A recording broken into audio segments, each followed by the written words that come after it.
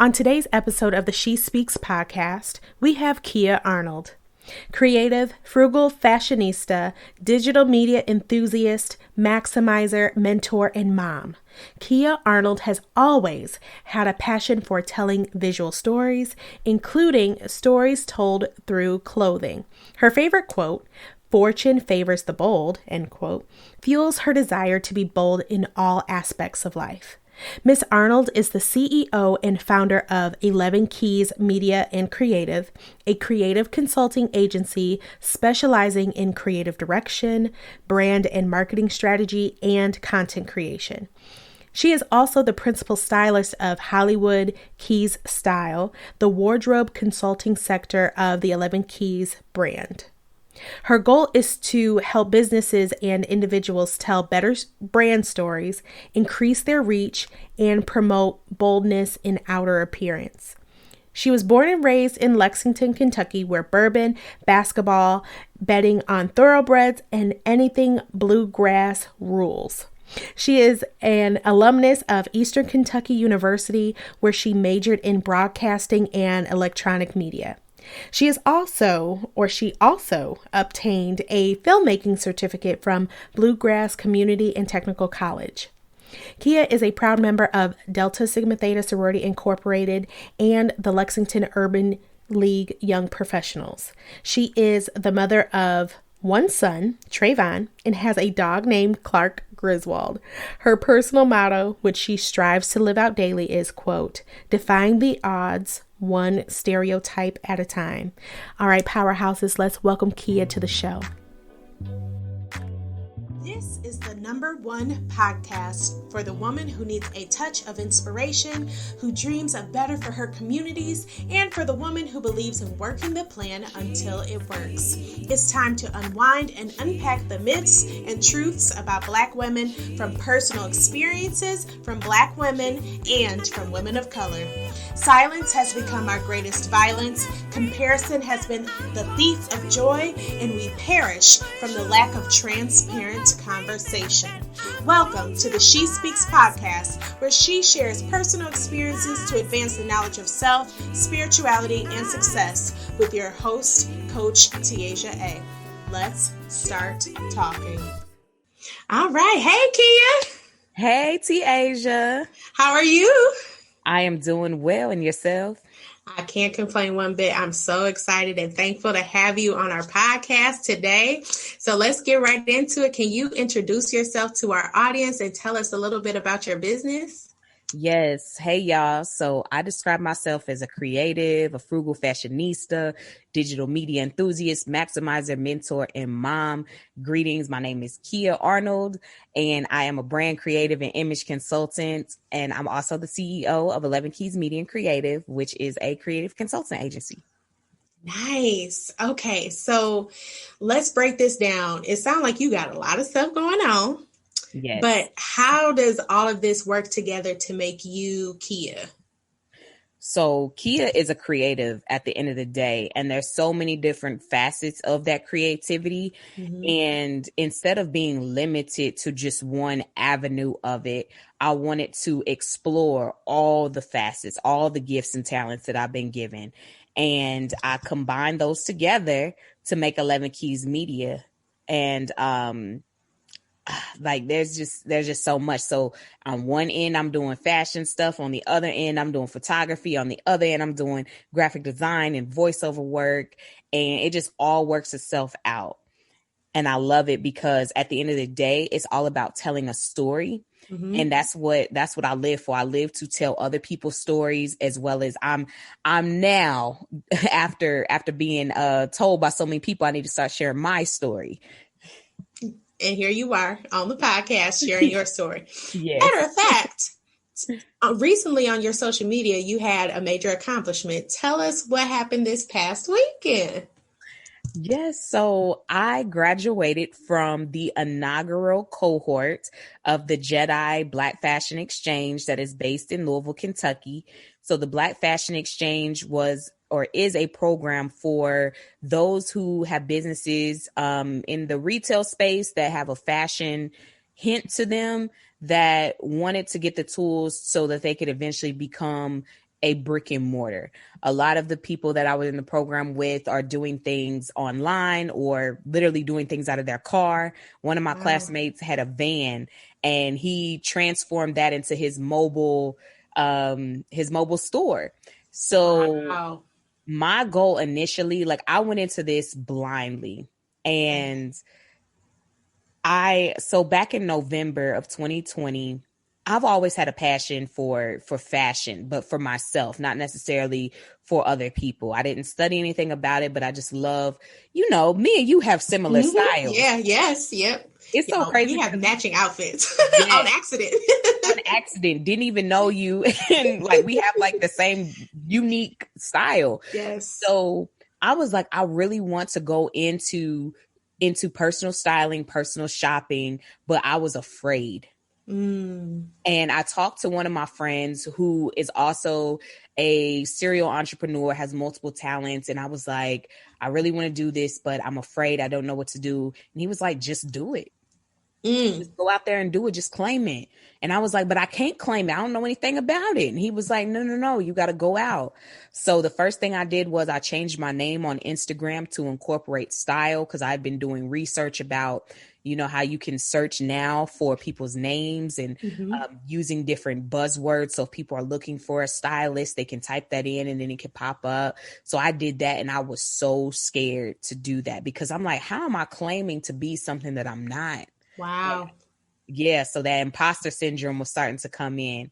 And literally like 2 days later, I get an email from a woman named Tawana Bain, who is really big in the Louisville area. She's a serial entrepreneur. She is the owner of Today's Woman. She does a Derby Diversity summit every year in Louisville. She's like, when you think of diversity and in Black Derby, you think of Tawana Bain.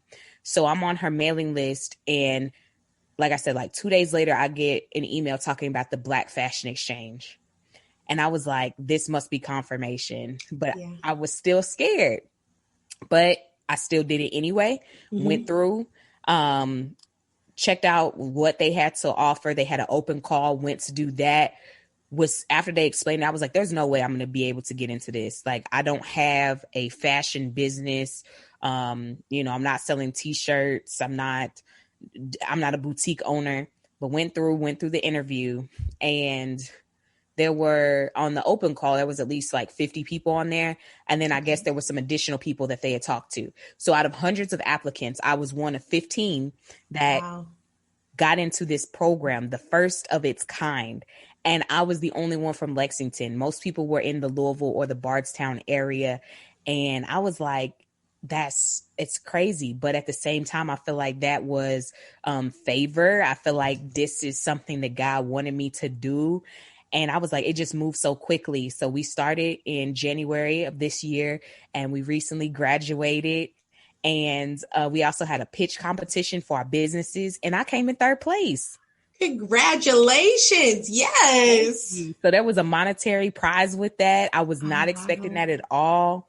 And I didn't even have a pitch for my fashion business, but through that program, through the people that we worked with, they helped me to build that.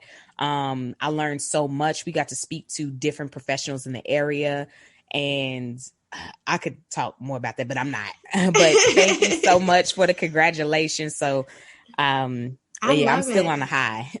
You definitely should be. So I think one of the things that I've talked about on this podcast, and I've tried to zone in on, is that imposter syndrome and feeling like if you don't have certain pieces put together, that there's still purpose in you and you can still move forward. So I love how you organically said you kept in like those feelings of I can't or I don't have, they never disappeared. You just brought them with you while you were on your way. And I love that. So do you think, what has been your process of understanding your it factor?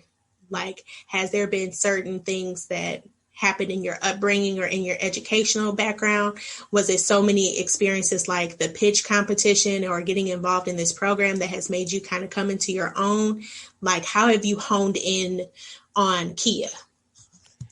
So over the years, I have recently adopted a new favorite quote, which is "Fortune favors the bold."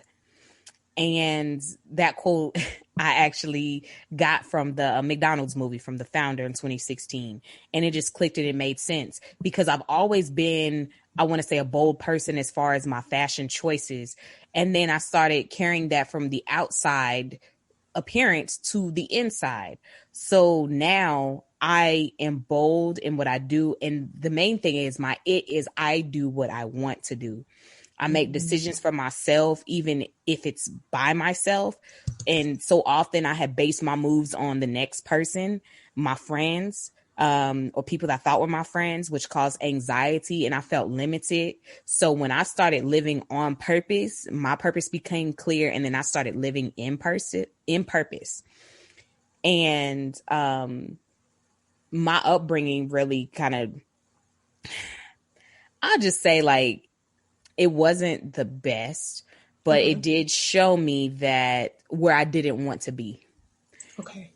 And it also showed me that I needed to go further, because my mom was an educator. So I was like, okay, I know that I have to go to college. There wasn't too much conversation about it, but I was like, I know it's something I need to do. And I'm grateful for that experience because that allowed me to see more than what I was faced with growing up in Lexington, Kentucky. Like, if I would have just stayed here, I wouldn't be where I'm at today. So college really helped me to meet new people and to see different ways of thinking, different ways of life, and just really helped me to cultivate that living boldly. And that's really what kind of has shaped me. And this notion about being like fearless and going after my goals came later after, well, you know, I'm a member of Delta Sigma Theta. And so being able to have that opportunity to become a member while still in undergrad and just learning that there's so many different people out here that could help if I just open my mouth and ask, like just learning how to really be able to open my mouth and to be confident and be bold and to go out here and just knowing how to carry myself and turn away from the ways in which I grew up. Because when I look back at stuff like before college, I'm like, ooh, I was a little ratchet. I mean, I still am a little bit, but I know how to. No, that's important though. Yes. Yeah, because you can't go and cuss everybody out. Like, you can't do that. You can't go and expect to have a professional thing if you can't have an even temper. If you can't go and listen to other perspectives and all you think about is yourself, you can't be, you know, in a selfish mindset like that. So I'm grateful for those opportunities that I got in my post-secondary journey. And just to help me really be this woman who I am today. And then also a big thing with my upbringing is I was a teen mother. So I was told from the jump that I wasn't going to be able to do what I wanted to do. I wasn't going to be able to live in my purpose and my dreams and stuff like that because I had this child to watch after. And I was very rebellious. like I said, I was, you know, pray for the old kid, but but I was like, yeah, and ain't nobody gonna tell me what I can't do. And I really feel like that has also helped me too with my journey and my desire to keep going and keep pursuing and keep pushing and looking for opportunities and doing things scared, because that's a big feat. I became a mother at the age of 15. Like, my son is 15 now. Like, it's so crazy. It's so crazy, like the mindset, because I look at him and I'm like, bro, what are you talking about? Like, you don't know nothing. And so I'm like, that was me. I didn't know nothing. But you know what's odd when you say that, for you to have such a bold personality at 15, and you said, could nobody tell you nothing because you were sure and you were going to go and do it. That's the same energy that you've learned how to finesse and harness now 15 years later. So it's interesting how we have raw energy, and depending on our environment and who's around us, like you said, pray for the old kid. Listening to you talk, I'm not going to pray for her. I'm glad that she was, and she is now you, because without that old kid, you wouldn't have refined that energy and tuned up the conversation. Because to me, that boldness is what attracted you and I to each other in the first place. Yes. And Yes. I love to see it. Yes. Thank you. In the last 2 years, over 4 million Americans left their 9-to-5 jobs, citing unfair work conditions and the threat of the vaccine being forced as the top 2 reasons they left. As millennials take over the workforce and baby boomers are earning retirement, this major shift in our country's economy calls for some serious reconsiderations of what was done well in the past and what can be done better in the future. As the third most stable and lucrative field, financial services is recession and COVID proof, with options to work remote and to be a multi-talented entrepreneur. North American Senior Benefits is looking to hire fiery self-starters that want to make a difference and not sacrifice their integrity or paycheck. You can earn your life insurance broker's license in as little as 2 weeks, and with me as your coach, I will coach you into your next tax bracket. If you're interested in learning more, you can purchase my ebook through Etsy on how to become a life insurance agent, or if you're ready to learn more now, email your resume and a brief cover letter explaining why and what you need this opportunity to do for you to Tiaja at rtfinancialinvestments.com. Let's become legacy builders together. Right. So this season, we're talking about the polish process, which really means is the process of growth and how sometimes becoming refined, like I said earlier, is kind of uncomfortable, right? Like everybody wants to be shiny, but we forget that in order to get shiny, there has to be some sandpaper, right? Mm-hmm. And some pressure. Okay. Lots of pressure. And I know for myself, some days I've underestimated what pressure feels like at each new level because I got through the pressure at the last level. So I don't give it enough room to get like heavier. Mm-hmm. So in that's why this season we're going to talk about that polish process because everybody's purpose and process looks different. And I feel like sometimes we get discouraged while we're going through that situation because it looks different for everybody, but it's very similar. So can you tell us what it's been like for you as far as setting goals? Let's start there. How have you set goals for yourself and then for your business since you have different dimensions? Yes. So thank you for that question. I did not, let's say I underestimated the value of the vision board. I had heard of it. It was kind of a newer concept in around like 2017 for me. And I was like, I don't want to do that.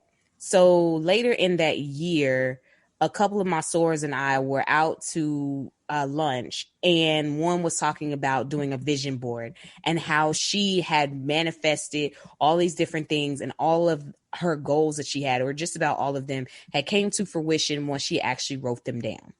And then we decided at that moment, we're going to do a vision board party. So that was in late 2017 going into 2018.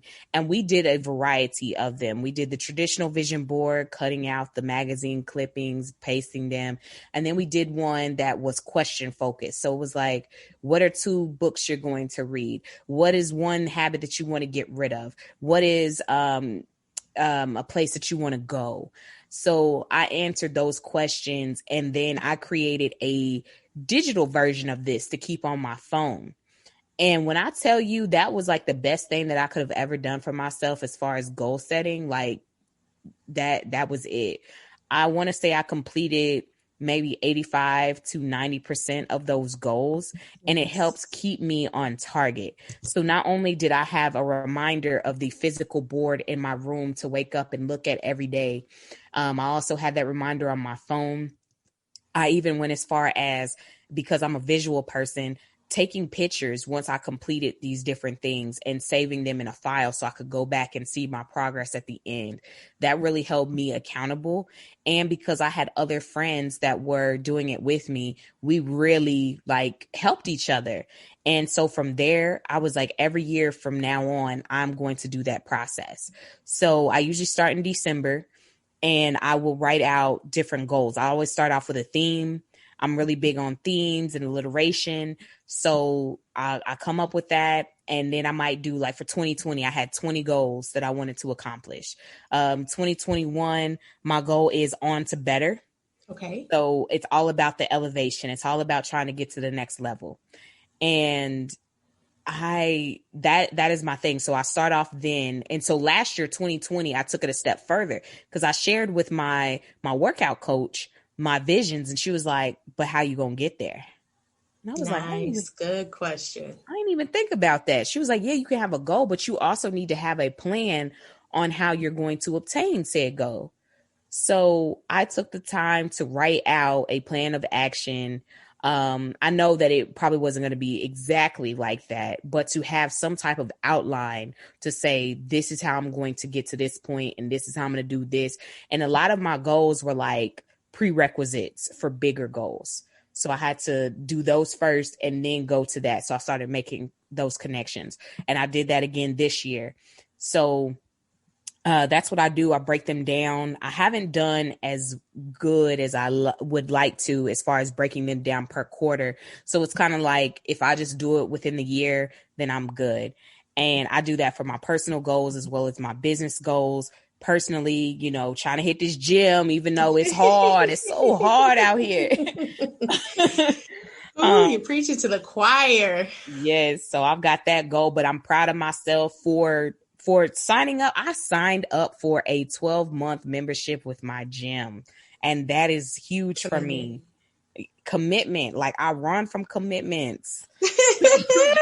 Just being honest. So that is helping me trying to adopt healthier lifestyles. Something else that I wanted to do was have stronger relationships with girlfriends, just all around, because I'm a tomboy. Like, I usually talk to a lot more guys, on a friendly level, but, and I have my woman relationships, but I wanted to have like those girlfriends, like, to do things with. And my girls came out to celebrate me this weekend. They've been there for me. So that was something I wanted to do, making sure that my son, he's going to be 16 in a couple of months. So making sure he knows how to prepare for this permit test.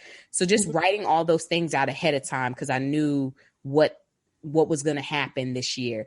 Being federally certified for my business, being state certified. I've already gone through the state interview process. So I'm just waiting for the board to make a decision. So praying that, that comes soon so I can be state certified as a woman and minority owned business. Nice. But yeah, so that's how I do it. I always try to do it at the end of the year that's ending to go into the year fresh, because on January 1, I want to be going hard. I don't want to wait until the end of January, February to try to figure out what it is. Like, I don't like resolutions. So I feel like resolutions are easily broken. So for me to do that goal setting and to have smart goals at that, that's my routine, and I have it. I know you can't see me because it's just audio, but I have it as my screensaver on my phone, my goals, so I can look at those every day. And I really feel like that internalization is helping me to achieve some of these things. So let me ask you this. How do you keep all of your goals straight? Because you've got one section for you. You mentioned one section for your son, and then you had one section for your business. But some of these things, and you mentioned working out, right? So how have you been able to keep all of those things straight? Or do they kind of like slide together sometimes? They slide together, because as far as like the working out and trying to eat better, which I'm still struggling with, so I need a little help with that. But tag team, it's on the way. Yes. But with that, like, you have to be in good health in order for me to do some of these other things. So, your health in a lot of sense equals your wealth. So if I'm physically unable to do something, then I'm going to be missing out on opportunities to make some of the money that I make based on the things that I do. So that's how those kind of go in hand. But I also make daily goals too. I use my notes heavily. Like, I wonder how many notes I have at this point. I need to look, because it's probably something ridiculous. Yeah. So right now I have like 560 notes. Like, I'll be making things. So if I'm like, I need to go do this, this, and this, I'm writing it down, and then I'll put little emojis next to it once I finish it. So that's how I make room for everything.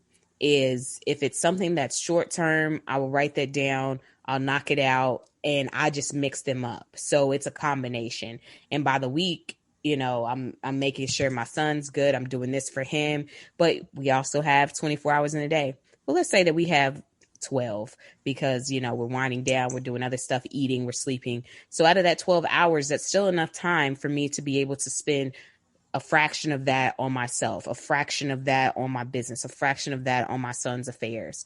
Because like with working out, I do that in the morning. I usually go 8:30 and that goes until 9:30. So that, that's taking care of that. And then around 10 o'clock is when I officially start business stuff. And then my son's stuff is after that, getting him to football, getting him to this place, or just telling him things. So just having it systematically spread out and utilizing those notes and just, I forget what you call them, like check marks and things on the phone. Emojis. Reminders. Yep. Emojis, check marks, and even like the list feature that is on my phone. So what's been one of the best moments or highlights about your business or goal setting strategies? So a highlight about my business, I have several now. I recently celebrated 2 years of being a limited liability company on May 13th. And that moment, becoming an LLC, was a highlight because I didn't understand the power that it had. I didn't understand that it was going to open the door for so many people, and more so people that don't look like me because they weren't taking me as serious. And I mean, business started coming in. I have worked for some big name companies. I'm a vendor with just different entities like University of Kentucky. I've done work for Blavity. I've done work for the National Urban League, for the local Lexington Urban League. I've done things for some amazing individuals in the city who are making headway, like DJ Forerunner. I've worked on so many projects with him. I've worked with Synergy Coach on doing some things. I've done just so many different projects, and those are all highlights. And I'm like, these little letters did this, the little letters plus the favor of God, but I just didn't realize that was going to be the gateway to the success that I'm seeing right now and these fruits of my labor, because I've been doing some of this type of work for years, some of it for over 10 years, and I wasn't seeing that growth, but I also wasn't taking it as seriously. But that LLC and being able to get opportunities like getting certified, being able to be considered for certain grants, being able to be a part of programs such as the Black Fashion Exchange. The goal for that program was for everybody to be buttoned up, to have their LLC, to be polished, to have a business banking account. And these are things I already had. So it just makes you more credible. So I would say getting that LLC May 13, 2019 was the biggest highlight. So I love how you said something about favor and God. And one of our pillars on this podcast is spirituality. So tell us, how has your faith played a role in all of this? Well, one, without God, I am nothing. And I know that he has given me these gifts and talents. Like, this is not me at all. I will never say that, this was all my doing. He gave this to me. And I was featured in, it wasn't a podcast, but I was interviewed. And one of the questions was asking about like the background, how I got into some of this stuff. And I know it's God because I don't know. It's not like I was trained in a lot of these things. It just kind of happened. So when I was doing the interview, when I was thinking about answering these questions, I talked to my mom and I was like, how did I learn how to write like this? How did I learn how to be creative like this? And she was like, I don't know. Like it's just always been in you. So that's nothing but God. Like he gave me these gifts and talents and they've all just worked out and have just flourished over the years. And you know, my faith is intact. Like, you can't tell me that God didn't do this for me. Like, I don't take credit for anything. A lot of people say I'm too humble, but I mean, that's just what it is. Like, I know where it came from. It's not from me. And I really love the church that I go to now, because it just reinforces that. And it's a place where I can use my talents. Like, I'm not limited because I don't fit a certain criteria like in other churches. I am still able to serve, and I'm still able to use my gifts to help amplify how great God is and to bring more people to him. I love it. And I was just going to ask you about that. So you said your church. Has there been any other specific like tools or people that's helped you connect your faith to the life that you live now? Well, I started going to non-denominational churches probably since 2014. I grew up in a Baptist church, and I honestly, you know, no shade to the Baptist churches, but I really felt very stagnant. I really felt like I wasn't learning and growing. But when I was introduced to the non-denominational church, and I've gone to several, that taught me that knowing God is more important than the traditions. And with the church that I go to now, am I allowed to say the church? Yes, because Okay. we both go there. Okay, yeah. So we both go to Growth Point Church, and I love that one of our newer core values is grace, and it's more about relationship than religion. I know that even though I know I'm still human, there's still going to be times where I'm going to make mistakes, but I know that God still is going to grant me favor. And I love that. I just really love that core value, because a lot of times there's certain rankings and roles and stuff like that. And I didn't have to have that. Just because I had the skill set and because I have the heart to serve, I'm able to use these gifts to help amplify and tell stories and do things that I didn't think were possible. Because growing up in church, it's like you feel like unless you're a preacher or a deacon or you sing in the choir or whatever, you really don't have a role. And here I'm like, I can use my gifts to help with the rebrand of the church, which I helped with. I can use it to help give the video announcements, to help use my voice to help guide people that are online, to help use my creativity to help put on programs and events. Like this past weekend, we had our church barbecue. Like, I had a hand in that and led an icebreaker and did the kickball game with the kids. So I didn't feel like because I wasn't ordained to do certain things that I could have a role and I could use those gifts and talents. So that has encouraged me to keep going, that I have that space in the church. I can do this outside.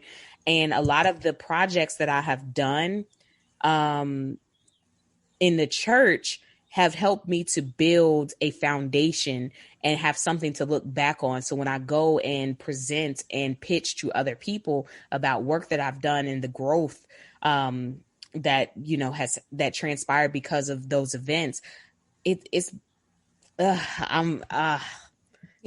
so grateful for those opportunities. But what I'm trying to say is the church has given me those foundational tools, and the work that I've done there has helped me to get other opportunities. So I'm forever grateful. I love that. Now, correct me if I'm wrong. Aren't you a millennial? I am. And the millennial likes church and is grateful for a growth process at church. Is that what I heard you say? Yes. Okay. I just wanted to let the record show that all of us millennials have not left the church. Yes. And that's why I really love our church, because it is full of millennials and even the Gen Zs. Yes. And that's usually unheard of, because a lot of us have left the church. But the thing is, they've left the church. They've left the tradition of it. And so I love how our theme is about relationship over religion. Mm-hmm.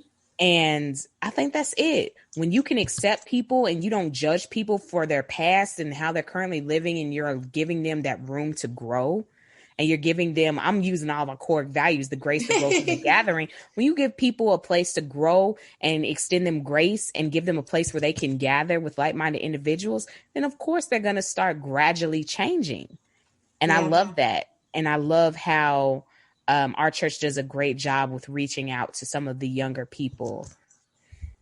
I think that you raise a really good point, just to wrap it all the way back around. Like, it sounds as if, even though all the way back to your upbringing, even though it wasn't like the most ideal from how you described it to now, all of your experiences have connected and made you who you are. And that's created, how you said, this boldness in you to kind of step forward and step out and speak out about some of the things that you can do. And you found spaces that can organically help cultivate and push you further because you were ready to go. Like, you've been willing the whole time. And I think that's the most empowering piece that I've heard thus far with you saying that, because it's like your heart was always willing. You just didn't know how to use the resources in your hand. And it was always somebody in your corner that was just like, go do it. Just go try it. Mm-hmm. Like asking your mom, when did I learn how to do this? She basically told you, you woke up like this. Yes. Yes, she did. That's awesome. Okay. So I hate to wrap up this episode because I could keep talking to you forever. And yes, y'all, she and I do go to the same church, and it's so dope to hear another member talk about their experience that's like mine, but it's nothing like mine. But at the same time, we're both having the same growth process. And that's why this polish process is so important, you all, because all of us have a backstory to where sometimes there were rough patches, but the pristine and the sheen and the shine doesn't come without some of that rough stuff. So I hope you're encouraged by listening to Kiah tell her story. But we're going to ask her a couple of hot fire questions, and then she's going to tell us how to connect with her. So what is a routine that you live by? So my routine is I pray as soon as I wake up. I read the verse of the day on the Bible app. I give myself a few minutes to thank God, and then I check my calendar and then get to it. Okay, perfect. Top 3 non-negotiables you keep in your life. Peace, autonomy, and technology.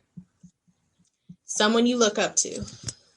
I currently look up to my my mentor, which is also my first lady, Melody Radford, because we have so much in common, and I just love her. I just love everything about her. Wow. Okay. Well, Lady Mel, I hope you listen to this episode, and I hope you know that she just shouted you out. That was for you. So Kiah, tell everybody how they can follow you. Tell us one more time about the different aspects of your business, how they should reach out to you if they want to work with you or collaborate with you, the best method of contact. Okay, so my name is Kiah Arnold. That is Kiah. And you can find me on LinkedIn at Kiah Arnold.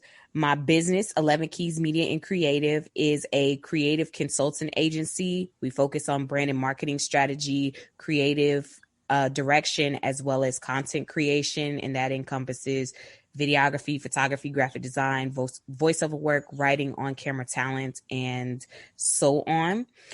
And if you would like to follow me on social media, I have Instagram and Facebook for my business. So business is at 11 Keez. So that's E11even Keez. If you would like to follow my fashion, which is also a part of my overall brand, Hollywood Keez Style, that is at Hollywood, HOLL, the number 1, Wood, KEEZ _style. And you can also go to my website at kiaharnold.com to learn a little bit more about me and some of the things that I have done, as well as go to my business website at www.11keezmedia.com.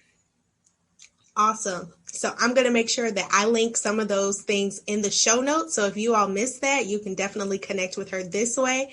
But thank you all again, Powerhouses, for tuning in for another episode on the She Speaks podcast. We'll see you next time. Have a question, thought, or comment? Send it to inquiry@thepassionatepowerhouse.com. Who knows? I might even read it on the show. Matter of fact, let's see how much of this you can do. Take 2 seconds to like and subscribe to the podcast so you'll never miss a powerful conversation. Be sure to join the email list for upcoming episodes and new releases. See you next time, Powerhouse, and remember, forever a student, forever becoming, and forever grateful. And just a friendly reminder, the content and